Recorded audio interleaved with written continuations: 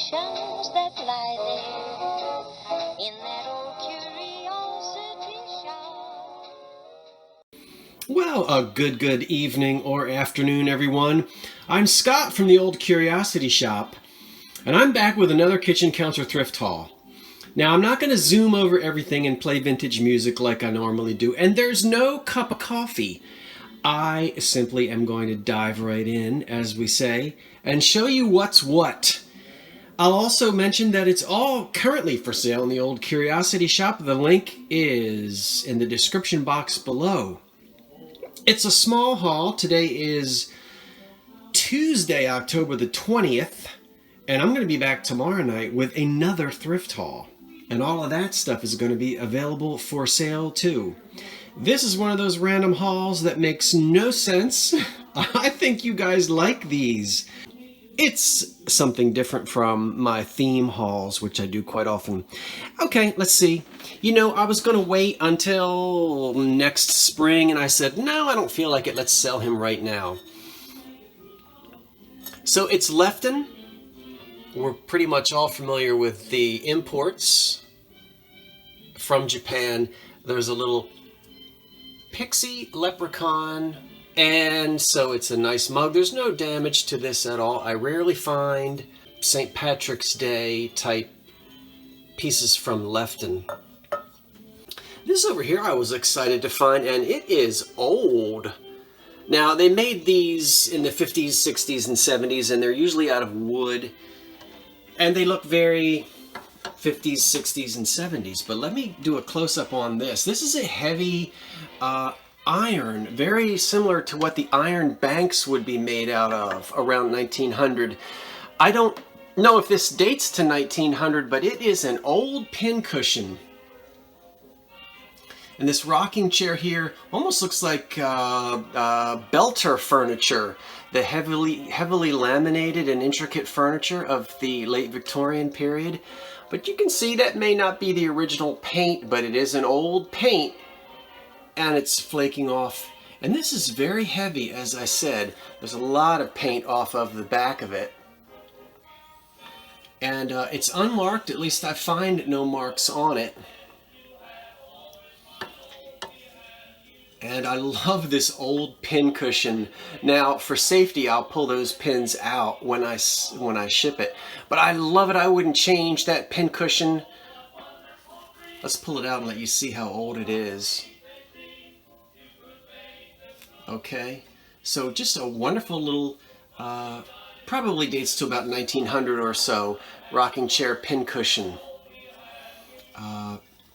Really nice. Now, the Acro Agate company is probably best known for their marbles, but they made a lot of decorative glass like this in the 1930s, and sometimes this glass would be shipped to other companies who would sell their own products inside of the glass and put another label on it. But this is going to date to the 1930s, and it's a swirled kind of a glass, which Acro Agate was known for, almost like a slag glass. But this is an orangey, sort of caramel color. Boy, it looks like, what's that ice cream that's got that caramello swirled stuff in it? That's what it looks like.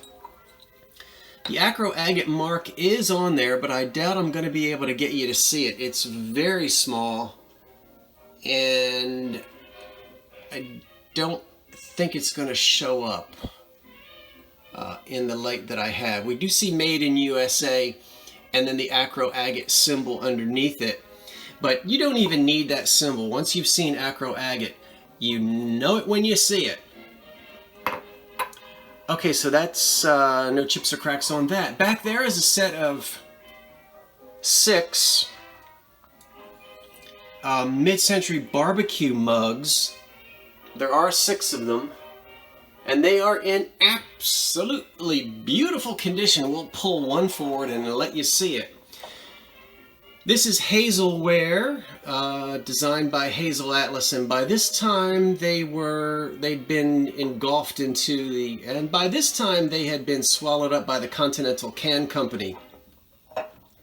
So sometimes you'll see 3 little concentric C's, letter C's on the bottom. And not everything is always marked. These are unmarked, but it's absolutely mid-century Hazelware, Hazel Atlas ware that was almost certainly put out by Continental Can. Somebody reminded me that metal, like toll trays, also had this graphic on it, and they're absolutely right, and I forgot I'd sold one last summer. So there was a tray that you could have with these. So very mid-century, the graphics, we all are familiar with that. And it's wonderful that there are 6 of these, shiny and new. These have not been murdered in a dishwasher, so if you like this mid-century set, you might be hard-pressed to find one in any better condition than that. We talk about things being unmarked, so clearly Hazelware, Continental Can Company, totally unmarked. This piece here is also, oddly, completely unmarked on the bottom, but it's Gemco, and I have seen other examples of this with the Gemco stamp on the bottom. So just once again, a reminder that sometimes things get out of the factory and they're just not marked. So this is glass with a fired-on yellow paint and an orange metal lid. And of course this is for sugar. You can see, I think, the yellow glass. This is in really good condition. I like it a lot. Boy, that would bring some sunshine to your breakfast table. I can't do it with one hand, but you can see there's a slot there. You twist this and the lid will come right off, which makes it really easy to clean. Alright, in fact, this Gemco piece would look really nice with the Holt Howard roosters over there, wouldn't it? Anyway, you've seen them already. They're, I showed you them a while ago, and a subscriber sent me a picture of them from the 1961 Sears catalog. So I appreciate the subscriber for doing that. Look at how mid-century this is. And I'm sorry to say the subscriber. I should have written your name down. I apologize. That really was sort of almost dismissive to say the subscriber. So for the person who sent me that photograph, I do appreciate it, and I apologize that I didn't write your name down to announce it. Wow, this is so... I remember my grandparents had folding card table chairs with this exact same sort of vinyl upholstery with all these random black lines here, which is so early 60s. This is a wonderful jewelry box made by Farrington, I believe. Fashioned by Farrington. You may be able to see that under there.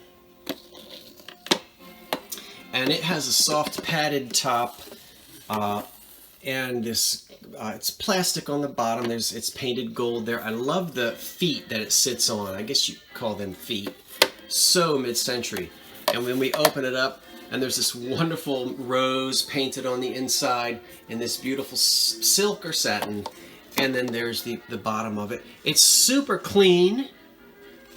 There's nothing ripped or faded on it. It doesn't smell funny, and there's no splits in this sort of padded vinyl top. So all you mid-century lovers out there, that's really nice. Now, everything is usually a 7-day auction, but I listed this pumpkin, and he's only good for 3 days, because if you want him, I want you to have him and enjoy him before Halloween is over. So this is October the 20th. He went live about an hour ago. So if you're watching this video more than 3 days after the 20th, or after the 23rd, he will probably be gone, because, as I said, he's only listed as a 3-day auction. Homemade ceramic piece, 1970s, 80s, and there's no damage on it. I love his hat. He's old-fashioned looking like the die cuts, and there's no damage on him. There are a few scuffs. That's something that's just scuffed on the outside, and probably scrape that off, but typical for homemade ceramics. But he's not chipped or cracked. He does not light up, and he never had a cord. You see his base is completely flat, so you can't stick an electric cord in there. But you certainly could put in one of those flickering battery-operated lights, and he would be fantastic. So even though he's a homemade ceramic, his hat is really reminiscent of the die cuts of 20 years before. So I like that guy a lot. Here is a little planter in green that either is going to remind you of an egg carton, or perhaps an Art Deco style because it's pretty geometric. And this piece, if we turn it over, is Upco, and I realize I've got it upside down, but it's Upco USA. Just a nice ceramic planter there in a pretty green color, and it's in good shape as well. I don't think there's any damage on that. Made by Corning over here is this wonderful mid-century 6-cup coffee pot with the atomic stars on it. Hard to get you to see that. There they are. And this is just a little stovetop guy in really good condition. I love the star that they even put on the plastic lid. And we can see it says Corning right there. And let's see, 4 cups, 6 cups. I know it's really difficult to see that the way I've got it, but there it is. And then this here is, I usually steer clear of Desert Rose by Franciscan because there's so much of it out there. But I almost never find this vase, and they do sell fairly well, and it was not very expensive. So made in the USA, Franciscan, not the English newer stuff, but the Desert Rose, and it's a nice little 6-inch vase for you Desert Rose collectors. We've already seen the roosters over here by Holt Howard. 2 Pyrex bowls there, the Friendship mixing bowl on the top and a Cinderella butterprint bowl on the bottom. They are both in excellent condition, and of course, as everything else currently for sale in the Old Curiosity Shop. And then lastly, this beautiful piece of glass, which appears to be late Victorian. It's blown with a rough pontil, and this is not the one that I showed you last week. That one has been sold, but I went out like the next day to a completely different thrift store and found another one. Beautiful ruffled top. I don't know if you'd call that an emerald green or a seaweed green, but it really is pretty. And the enamel paint is very shiny and thickly applied, and it may have chipped off in a few little spots, but I mean, you can't really see that. There's no sickness to it, no sick glass, no cloudiness. Just another really pretty piece of glass. Alright, I'm going to stand back up here, and it looks like I've jumbled everything up, but you've seen it all. It wasn't a very large haul, but it's fun stuff anyway. Now, as I said, I'm going to be back tomorrow with more items that will all be listed by the end of the day.